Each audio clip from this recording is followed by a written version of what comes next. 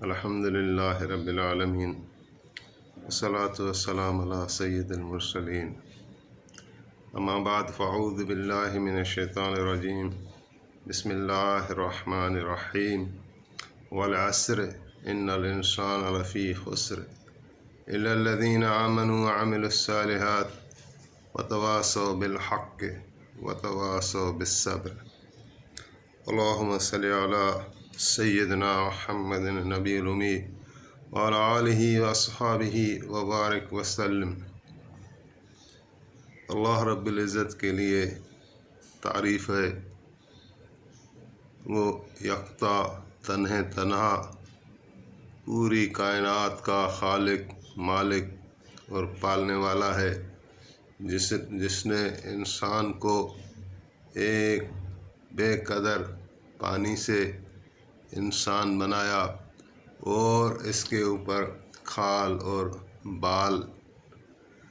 دے کر اور اس کو ایک خوبصورت ڈھانچے میں اس کی خلقت فرمائی اور اس کو اپنی خلافت اور نیابت سے نوازا۔ اس رب کریم کا بہت بڑا احسان ہوا ہم پر کہ ہمیں بھی اس نے صفائے انسانیت میں جگہ دی اور اپنے جو سب سے اعلیٰ مخلوق ہے اس میں ہمیں جگہ دی۔ تو ہم اسی رب کا شکر کرتے ہیں اور وہی اکیلا عبادت کے لائق ہے اور اسی کے لیے ساری بڑائی ہے، اسی کے لیے پاکی ہے۔ تو سبحان ربک رب العزت عما یصفون والسلام علی المرسلین والحمد للہ رب العالمین۔ اس کے ساتھ ساتھ جناب نبی کریم رؤوف رحیم صلی اللہ تعالی علیہ وآلہ وسلم کی ذات اقدس پر درود و سلام، کہ جن کو اللہ تعالیٰ نے تمام نبیوں اور رسولوں کا سردار بنایا، سید المرسلین، اور جن پر اللہ تعالیٰ نے دین کو مکمل اور تمام فرمایا، اور جن کو اللہ تعالیٰ نے آخری نبی اور آخری رسول بنایا اور جن پر وحی کا اختتام ہوا۔ حضور علیہ الصلاۃ والسلام پر نہایت ادب اور محبت کے ساتھ درود و صلاۃ والسلام پیش کرتے ہیں۔ یہ جو آیات تلاوت کی گئی سورۃ عصر کی، یہ بہت شان والی صورت ہے، مختصر صورت ہے، 3 آیات پر مشتمل ہے، اور قرآن پاک کا یہ اسلوب ہے کہ پہلے مختصر اور جامع آیات اور صورتیں نازل کی گئیں اور بعد میں انہی کو کھول کر بیان کیا گیا۔ لہذا امام شافعی رحمۃ اللہ تعالیٰ علیہ کا فرمان ہے کہ اگر پورے قرآن میں یہ ایک صورت ہوتی تو انسانیت کی ہدایت کے لیے کافی تھی۔ تو اسی کا آغاز کیا ہے اور اسی پر جو ہے وہ 2-3 گفتگو ہو جائیں گی 2-3 پارٹس میں، تو انشاءاللہ اس کا فائدہ ہوگا۔ اللہ تعالیٰ نے فرمایا والعصر، قسم ہے زمانے کی، ان الانسان لفی خسر، کہ انسان جو ہے وہ بے شک ایک نقصان میں ہے۔ الا الذین آمنوا وعملوا الصالحات، ہاں مگر سوائے ان کے جو ایمان لائے، وعملوا الصالحات، اور نیک اعمال کیے،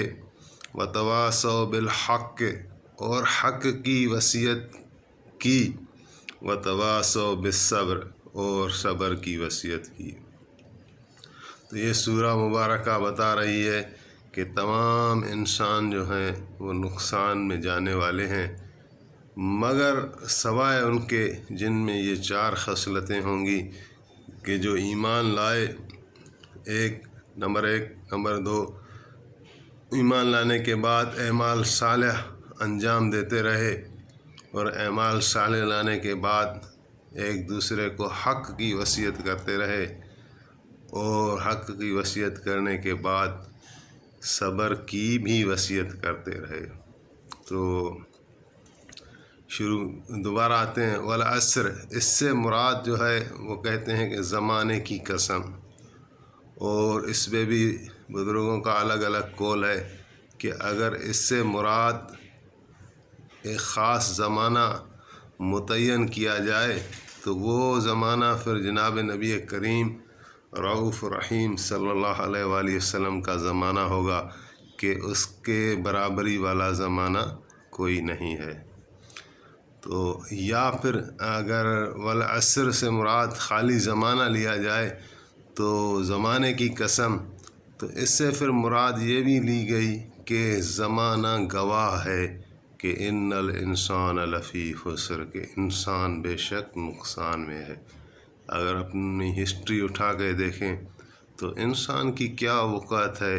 اور کتنے متکبر بادشاہ تھے اور کتنے طاقتور قومیں تھیں، وہ ساری کی ساری تھوڑے وقت کے لیے ان کا جو بھی طاقت تھی، جو بھی ان کی یعنی